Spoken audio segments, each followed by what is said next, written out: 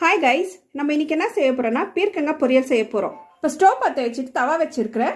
தவா நல்லா சூடாயிடுச்சு. எண்ணெய் ஊற்றிக்கலாம். கடுகு, கடலைப்பருப்பு, உளுத்தப்பருப்பு, காஞ்ச மிளகா, கருவேப்பிலை போட்டுக்கலாம். இப்போ இது நல்லா ப்ரௌன் ஆயிடுச்சு. வெங்காயம் போட்டுக்கலாம். வெங்காயம் நல்லா வெந்துடுச்சு. மிளகாத்தூள், மஞ்சாத்தூள், தனியாத்தூள், கரம் மசாலா இது நல்லா மிக்ஸ் பண்ணிக்கலாம். கழுவி கட் பண்ணி வச்ச பீர்க்கங்காய் போட்டுக்கலாம். இதுக்கு தேவையான அளவு உப்பு போட்டுக்கலாம். இது லைட்டாக தண்ணி ஊற்றிக்கலாம். இது 2 நிமிஷம் மூடி வைக்கலாம். இது அப்பப்போ நல்லா மிக்ஸ் பண்ணிக்கணும். இப்போ தேங்காய் போட்டுக்கலாம். இதை நல்லா மிக்ஸ் பண்ணிக்கலாம்.